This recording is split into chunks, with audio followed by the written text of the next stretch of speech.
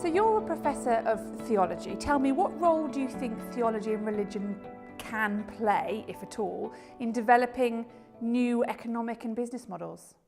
I think theology has an important role to play in developing people's sense of humanity, ecology, and a wider value system in which economics play a part. So one of the things I would do is I would begin with some kind of definition of mutuality, and I take that to be a fundamental recognition of our reciprocity, our mutual interdependence on one another. And beyond that, therefore, some sense that we are social animals and therefore on our own as individuals incomplete. We need each other to be fully who we are.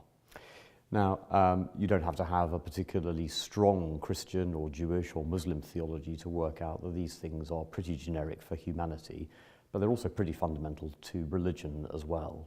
And I would think economic systems fit within that compass overall.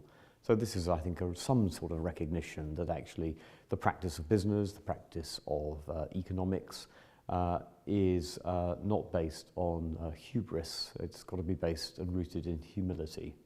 We need each other, and we're not as good on our own as we are with each other. So to that end then, from your perspective, what do you think is so compelling about this model, the economics of mutuality? Well, I think the recognition here is that actually businesses very often try to stand on their own and very often involved in the game of competition and sometimes of domination. But if you start with mutuality, you start, I think, and aim in a different place. You're actually much more geared towards actually what can I contribute rather than what can I take from this. What is it that I've got that actually I can offer to the world, and how does that enrich the world rather than simply come to compete and dominate with a winner-takes-all attitude. That's a very different attitude to economics and to business, and indeed a very different attitude to politics. Bearing in mind, politics is fundamentally, in the end, that sort of question of who gets what, when, where and how. Economics is merely the servant of that. Religion, I don't think, is defining that, but religion has something specifically value-based to contribute to that question. So, with a range of advocates from the world of business, politics and academia supporting this concept, as we've heard, why isn't everyone on board, do you think?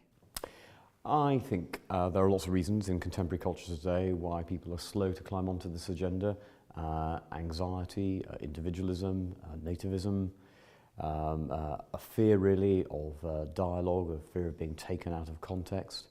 So I would think one of the important things about this conference is that it's happening at all, and that actually it's got some incredibly important global businesses engaged in it, which actually are trying to do things that are not just about fair trade and not just about ecology, but they're actually trying to say there's a way of doing business which actually leads to human flourishing rather than particularly to any kind of diminution of the competition.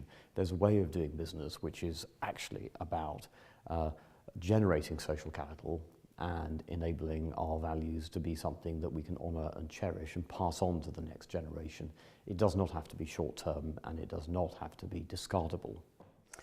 So it's been said that MBA students today need to get used to exercising patience in order to take more of that long-term view that you talk about. As the Dean of an Oxford college, what's your view on that? My view on that is that I belong to an institution of which I'm the 45th Dean of a college that's been going nearly 500 years as an institution, and so I am just a pause or a comma in that narrative. It's all about patience, actually. It's all about laying down foundations which long outlive us. It's all about seeing that actually our legacy is often not reaped in our lifetime. And therefore the decisions we take, and whether that's to do with business or with family, personally, certainly educationally, are actually reaching well beyond our lifespan. So sometimes what I say to students at Christ Church, and indeed more broadly in this university, is don't just think about what you want to achieve in your lifetime. Think about what you want to be remembered for, and think about how you might be written up in history, not just for individual achievements, but for actually what you've enabled through your work, through your charity, through your patronage, through your entrepreneurship, and indeed much else beside. Think about that, and think about actually how your work might enable others to flourish in the future.